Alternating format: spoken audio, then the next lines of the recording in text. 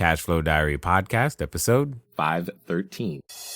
Welcome to yet another exciting episode of the Cashflow Diary podcast, the podcast that teaches you insider tips, tactics, and strategies for creating leverage streams of cash flow into your life. Learn from top-performing entrepreneurs, business owners, investors, and thought leaders from across the globe as they share their secrets to success.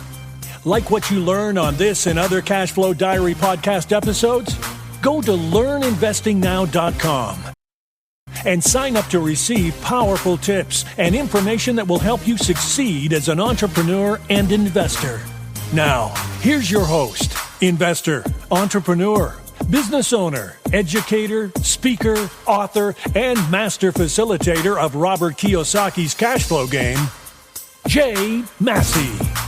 All right, ladies and gentlemen, welcome to another episode of the Cashflow Diary podcast. I'm your host, Jay Massey, and I'm glad that you are here today because here's the thing. When it comes down to becoming a real estate investor or a business owner or an entrepreneur, it is a process. It's not something like, you just go, all right, today I'm this, tomorrow I'm that. But it kind of also is. Here's what I mean. Many of us out there, you have been thinking about how can I build more cash flow? How can I get out of my job? How can I have that business one day? I think my life should be more than what it currently is. And gosh darn it, I'm going to listen to this podcast and figure it out. And that's exactly why you're here. And I know that. In fact, today's guest knows that too. But he knows it in a very intimate way because that's exactly what he did. See, many of you out there, you've been in your job or your position or you've been in the corporate America for quite some time and you could feel a little, we'll say, stuck. And maybe now you're thinking, you know what? It's too late for me. I can't do it. I've been here too long. What else am I going to do? Well, today's guest is none other than Paul David Thompson. You may know him from his podcast, Ready Investor One. And most importantly, he made the transition. Yes, successful transition after 15 years in corporate America. So what does that mean for you? That means there's a chance.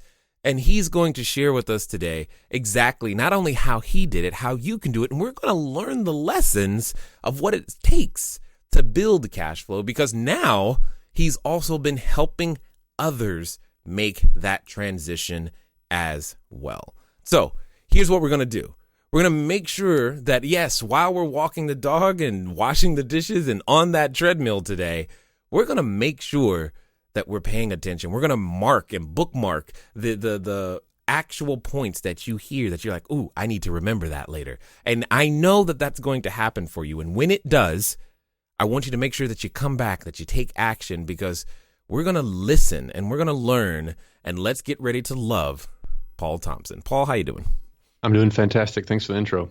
You're quite welcome, because at the end of the day, this is exciting for me when I get to hear individuals. Now, one of the questions I'm just going to tell you right now, I think there's a particular movie that you like, because when I look at the title of your podcast, it makes me think of something, but we're going to get to that in a moment. But before I go there, what I want to know is, well, I've got to ask, since this is the first time you're here, I got to ask you the same question that everybody else gets the first time that they're here. Are you ready? I'm ready. All right. I tend to look at today's entrepreneurs a lot like yesterday's superheroes. For example, if you think about, Batman, Robin, Wonder Woman, etc., but as a superhero, I can imagine myself flying around town and using our products and services, saving customers one at a time. That's kind of what we do as an entrepreneur. But also as an entrepreneur, what also happens is, well, we have a beginning. If you think about Spider-Man, for example, there was a time when he was just a kid going to school, trying to mind his own business, earn some extra pizza money, take MJ out on a date even. And then one day he gets bit by a spider, discovers that he's got a superhuman ability, and he gets to now choose, am I going to use this new skill for good or for evil? So my question to you is as follows. Before your podcast, Ready Investor One, before your real estate portfolio, before leaving corporate America, before helping and coaching and training individuals and helping them make their transitions, what we want to know is, who is Paul David Thompson? Well, thank you for that opportunity. I was or am a normal average person. I don't have any, the raw materials that I'm working with is probably very similar to everybody who's listening. I'm not a savant or anything special. I worked in a corporate America job. I was a computer engineer and worked my way up the corporate ladder. And I realized on that way up that corporate ladder that my ladder was against the wrong wall, but it kind of took me a while to figure out what to do about it. I looked for alternatives and I was short on ideas. I just didn't know what to do. I knew I needed to invest, start a business, do something different than just always depending on that single income, because my wife doesn't work. We choose for her not to work so she can be home with our kids. I knew I needed to find a way out. So I knew I was vulnerable. My wife doesn't work. She stays at home with the kids. So what could I do to figure out a way to replace my income? And I considered looking at a lot of different avenues. I thought about starting an insurance agency or buying a franchise. And in all those scenarios, I couldn't help but feel like I was just going to be buying myself another job, jumping from the proverbial frying pan into the fire. I'm not sure which would have been worse. So I decided to go down the path of buying real estate because I could take one property down at a time. And I could use leverage without having to use all of my saved capital. And I could use creative financing, use some of the techniques I've been studying on how to acquire assets that pay me now versus a lot of the qualified retirement plans that people get into, including me, where you can't easily tap into it until you're much older. So I was in my mid 30s or 37. So I guess I was pretty close to being old. And but I was bankable. I knew I was bankable. And that's what allowed me to use some of that leverage to buy properties. And I think once the momentum started building, if you go back and look at it, I think I bought 18 properties in the first 18 months. And that sounds like a lot, but people have done more than that, certainly, but that sounds like a lot, but it didn't feel like a lot because I was just thinking about taking one step at a time. Yeah, no, I like all of that because what it comes down to is there usually is a catalyst that gets us started, and we have to take what we can sometimes and where we can with what we have in order to just start moving. What I like about what you're sharing is once you started moving, you just kept moving. Now, I have a couple of questions because I know that there's some people who are probably thinking some of the same things that you did, because I find it curious that you considered things like an insurance agency or franchises, etc., but yet you decided that, real estate was the one. What was there something that you didn't like about an insurance agency or the franchises? The risk associated with it was whoa. Hold on. What do you mean? But there's risk associated with real estate. Isn't it not just as uncertain? It can be uncertain, and there is absolutely risk with any sort of investment. Mm-hmm. But I could buy one property. In my case, the first property I bought was $30,000, and if that went completely bust, I could have recovered from it. But when you go out into the business world, I couldn't make that gradual transition. I couldn't build my bridge as I went. With a business, oftentimes, not always, but certainly with the ones I was talking about, you basically have to sever your employment and then jump off the edge of the cliff and build your flight or your plane on the way down.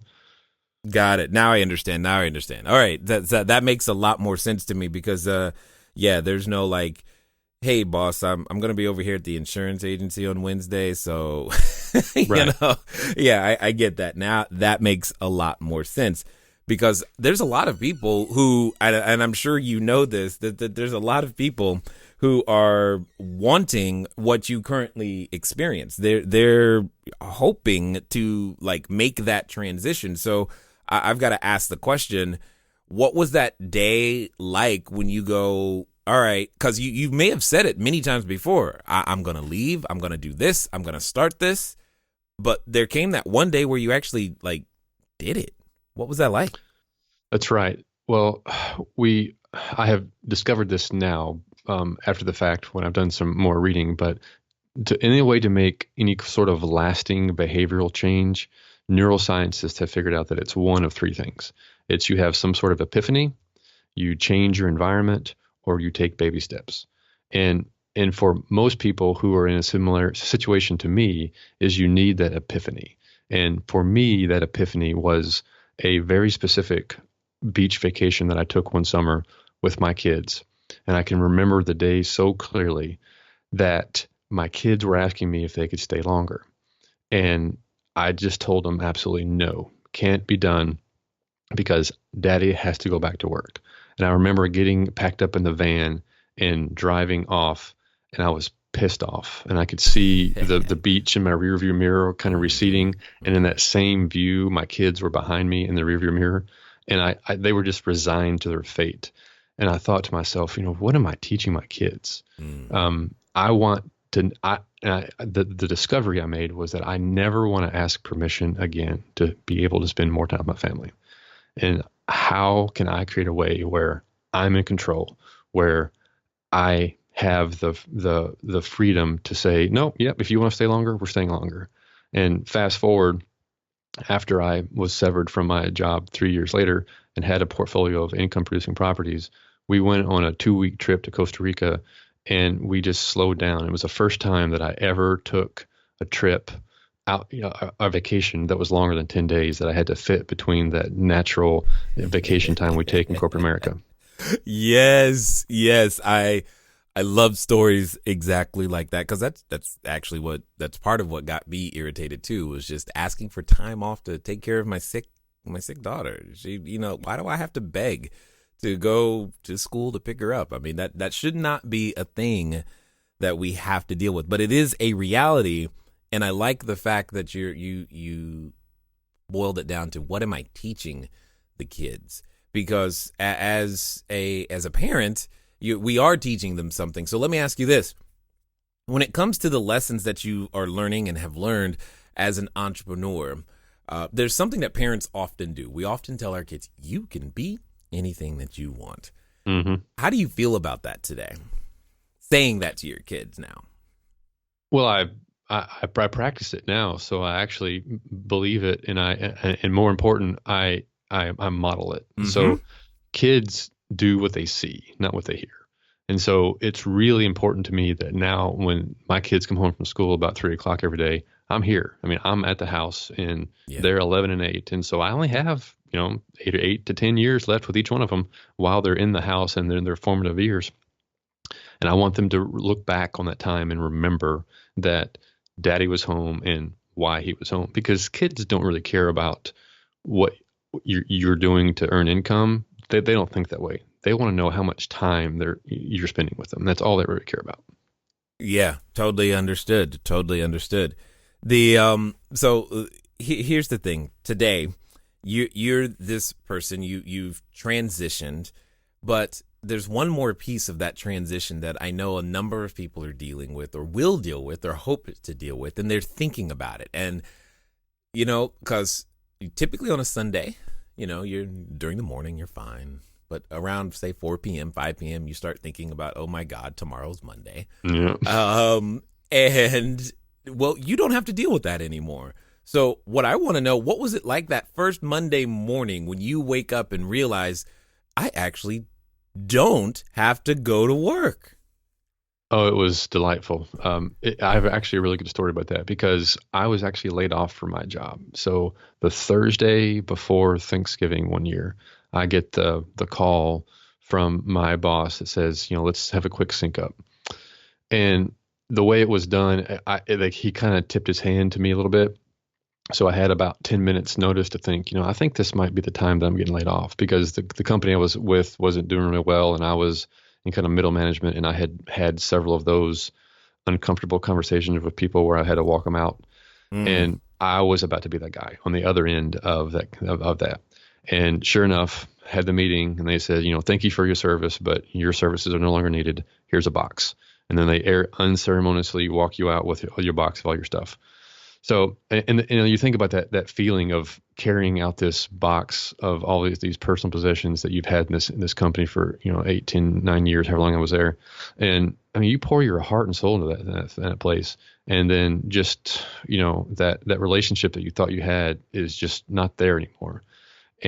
But for me, it was the fourth best day of my life after marrying my wife and having each of my 2 kids, because that was the day that I was comfortable. I was free because I'd already been planning for it. And in fact, I'd already written my resignation letter and I was planning on quitting the following January. So they just moved things up by 2 months. Yeah. And so to your question, of the following Monday. So that was on a Thursday when I was laid off. And so we went to a cabin here in the Ozarks. I'm in Arkansas, and the Ozarks are a very beautiful area where they have lots of cabins. And we went to the cabins. It was a nice, clear, crystal day. It was chilly, and we just had a fireplace, and it was just really nice. And we stayed through the next Monday. And that Monday, I would have normally been going to work leading up to Thanksgiving. And I didn't. And I didn't have to worry about the TPS reports. I didn't have to worry about getting to the 8 o'clock meeting that I had every day that we had to do all this check-in, make sure all the outages were not a problem. I just hadn't have to do it anymore. And I have never looked back. I am now certifiably unemployable. I could not go back to the corporate world. Yeah, no, totally. Once you've had a taste of the freedom and realizing that I can do this, it makes lots of things very challenging. I mean, but this is good. I like it 100%. So let me ask this question. Now that you're on the other side, talk to us about that first transaction. How did that go down? What did that feel like? What was that like? What techniques did you use, et cetera, et cetera? Sure thing. So one of the very first, when I went down this real estate rabbit hole, one of the very first influencers that I found was Jay Massey. You were very present out there, and I listened to your podcast. And one of the things that you talk about a lot was how to raise private money. And I knew that's a direction I wanted to go. So I went on to Bigger Pockets, and I went to every RIA meeting that I could find. And I met a local wholesaler that had a deal. And I went to Bigger Pockets, and I found somebody nearby that was looking to lend money, but they were not real comfortable on how to do it. I said, well, I've done the research. I know exactly how to do it. I have the note. I have the mortgage. I've got this figured out. So I pieced it all together. And I bought the property for $30,000, including the assignment fee, and borrowed all the money from the private money lender. And then I put $10,000 of my own money into the property to rehab it. And then I refinanced it and pulled the $40,000 back out, paid myself back, and paid back the private money lender. And my note on that is like, $250, and my payment or my rent for that property is $650, and I still have it today. There are some people who are listening in other parts of the world going, I am now mad at you, Paul. Because they're like, my car payment's more than that house. So I totally got that. Now, after you got the first one done, how long until you got the second one? Like 2 weeks later. So I love that. Obviously, it took me longer than 2 weeks to get all the refi done, but I was very confident. I'd already talked to all the bankers, and I'd refinanced my personal house before, so I was comfortable with that process. And I felt very comfortable buying properties at that. I mean, not everybody in not every market has properties at that price point, obviously, but I happen to be in the Southeast, where in the Midwest, these areas outside of some of the major metropolitan areas, the numbers just work. You don't have to work too hard to find the 1% or better deal. And so I just kept buying little properties like that. And as I've expanded and gotten more savvy, my criteria has become stricter. But once you pop that Pringles can, and you taste it, you just can't eat one chip. And once you buy one property and it's cash flowing, it's just so easy to buy another one. And so I in the first 2 months, I think I bought 10 properties. And then I slowed down and wanted to make sure that I wasn't getting ahead of myself. And I wanted to make sure that everything I'd planned was actually going to happen. And then after that, I probably bought a property a month for the next year or two.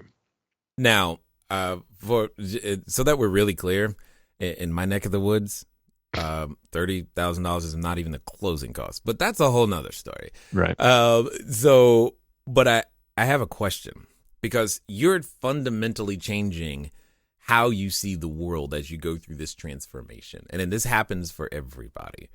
What are the new ways of thinking? How do you interact differently with money, with life, with your wife, with kids? How has this transition affected other areas of your life in positive and or negative ways? Oh, I'm really glad you asked that question, because I've codified the mindset that I have developed around money. And most of the stuff that we're taught growing up, they're just wrong. And so the one thing Whoa. Hold on. Say that again. There's somebody who they were washing the dishes, they tripped over the dog. They need to hear that. Say that again. Hey guys, thanks for listening as always, and I'm glad that you continue to support with each and every download and subscription and share. One of the things that I want to ask you though is, where are you listening to me from right now? I know some of you, maybe you're on a treadmill, maybe you're washing dishes, maybe you're walking that dog, and some of you are actually in a vehicle driving right now. One of the fun things that you can do to get some of your time back is begin to living a car-free existence. But even then, it can be a little complicated. So one of the things that I want you to do is I want you to go over to Zipcar. Go to joinzipcar.com/cashflow diary. It's a way that I am able to still go get a car just for a few hours, very, very simply, so that if I have a lot of errands to run and sheets to drop off and running to the short-term rentals, or if I just want to go for a long trip up to LA and back, etc., I can rent a car for a very, very short period of time. And the cool part is I don't even have to pay for any gas. Again, go to joinzipcar.com/cashflow diary. What you're being taught by your formal education is well intended in most cases, but it's not a lot of it about money specifically is not right. You're being taught to be an order taker and to finance all your consumer activities. And I've switched my mindset around so that now the number one thing that people mess up is that they think that time is equal to money. We hear the cliche all the time. It sounds right. Time is money. Time is money. Only if you're not an entrepreneur do you think that way. The proper way to think about it is to learn to separate time from money. If you always think about your time as equal to money, then you'll never be wealthy. The way to crack that code is to switch your mindset and recognize that the money is in the money. The money is not in the time. You only have so much time to put out there. And so, but Warren Buffett has the same amount of time that you and I do. But if I were to ask you to switch places with him, would you, for all the money in the world that he has, would you switch places with him? Of course not, because you have time on your side and you use that time to set up systems that then scale, that doesn't require your activity anymore. So separating time from money, that's why building businesses and having assets that are working for you versus, because I don't go to work anymore. So people ask me all the time, how are you making money? And they just don't understand that I don't make money. My money makes money. Mm-hmm. I love it. There's just so many fundamental things that this transition has been for me, and that I hear for others is that continually happens. It's just so universal, regardless of what country you're listening to us in right now. I just want to say these principles are the same everywhere. And what it comes down to is, are you willing to go out there and make it happen? Now, Paul, as you've gone and grown through this process, you're making another transition, because some people, what they do is they go and they put, all their effort, they build their business, they get their slice of the pie, so to speak, and then they ride off into the sunset. But that hasn't been enough for you. You're now producing content and helping other people and helping them make that same transition. So I'm curious where that motivation comes from. The motivation is that I have found that my zone of genius is learning new information curating it down into bite-sized chunks and sharing it with people so they can make transformations in their lives. Real estate, for example, is probably not my zone of genius. It's probably a zone of excellence for me. I'm good at it and I can excel at it, but real estate itself is just a black box for me. It was a bridge to get to the other side of abundance. And now that I have a life of abundance, I want to empower as many people to build their own bridges across from the side of scarcity to the side of abundance. Oh, I've never heard anyone say it so well and be like so similar to myself ever. So that I love that 100%. Now, the name of your podcast is Ready Investor One. I think there's a particular movie that you like. Am I guessing correctly? Yes, it is definitely a play on the book and subsequent movie called Ready Player One. Yeah, got it. Okay, so I'm curious. Help me understand the similarities between the thought process between the movie and your podcast, because I just find it. I'm curious. Sure. So the idea behind my podcast, Ready Investor One, is that I'm trying to always teach somebody how to invest. And when you're thinking about investments, you are a player in a game, and our game is investing. And so you want to take that individual approach of what can I do to help invest in myself, invest in my network, and invest in assets so that I can acquire things that are paying for my lifestyle. And I happen to like the play on kind of the 80s references. I'm a child of the 80s, and so it just thought it was a fun little play on words. Got it. I knew it had something to do with it, and I'm like, there's no way he randomly came up with that without thinking about the movie. So yeah. I had to know. But one of the things that I have found, in assisting individuals and helping them get started in various different ways, is that they always think about someday or tomorrow or one day. It's always in the future. What are some things that you have discovered what people could do today, right now, that would begin to make a difference or prepare them? Like, I mean, you took the time to be prepared. You were like, you know what? The moment they lay me off, I'm ready to go. Mm-hmm. What could they do to put themselves in that same or similar position? Well, I talk about investing a lot, and I don't always just mean money when I'm talking about that. So you should always be investing in yourself. You are your greatest asset. So you want to invest in yourself, and you want to develop a stack of talents and abilities so that you have the intellectual aptitude, the intellectual acumen to deploy ideas into the marketplace. So when you're investing in yourself, I just think of it as input in, output out. So the more I take in, which is what you're doing in this podcast, that's a good start.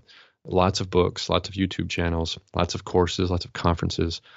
Invest in yourself so that you have the tools available to you to then go out into the marketplace and start a business or buy a franchise or start real estate. Whatever your chosen path is, you got to start with yourself first.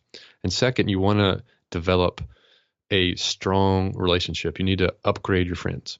Most of the people that you're around, they're good people and they mean well in almost every case, but they are following the same default behavior that in life plan that we've all been given, which is to go to college, get a job, and then work for 40 years and pay your mortgage off.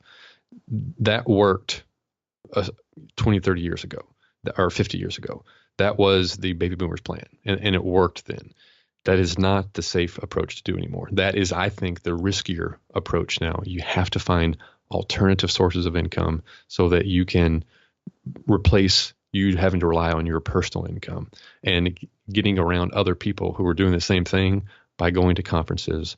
One of the reasons I started a podcast is I wanted to meet and have interesting conversations. I want to meet good people, have interesting conversations, and as a result, I cannot predict the outcome of that, but I just feel like it'll always be good. You're giving away my secrets now. Have you not met the most interesting people how else would you have called some of the people you've talked to? Yeah, that's exactly a platform. 100%. It is definitely opened doors that one, I didn't even know existed, let alone gave me the ability to walk through. Now, you mentioned the concept or the idea of default behavior, and I agree with you. There's a lot of us who are living by default versus design. So my question is what's your new default behavior?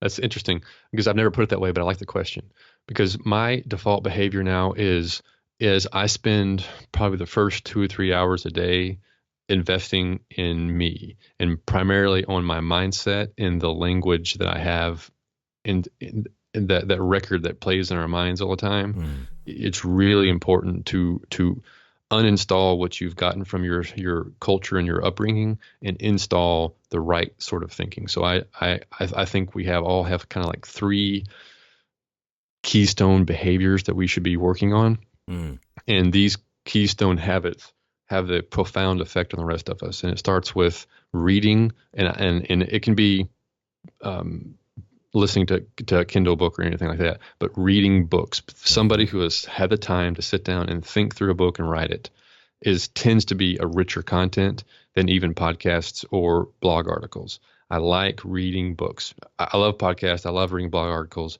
but we need to be reading more and more. Second is meditation, and call it what you want. Meditation has this weird word, has a weird connotation to it. It's stopping and thinking about your focus. And so where your awareness is where your energy flows.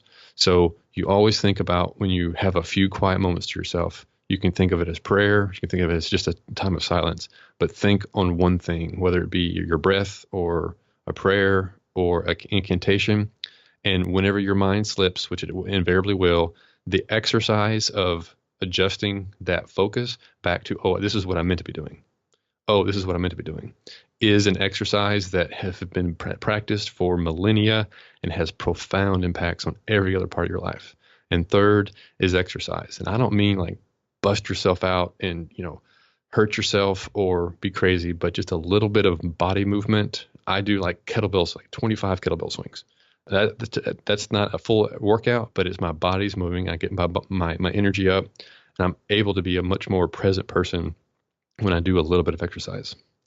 Got it. Love it. 100%. Now, for those that have listened this far and are like, man, I like this Paul guy. He's really cool. And want to find out more about what you've got going on or looking to take their next steps in their transition, what's going to be the best way for them to catch up with you?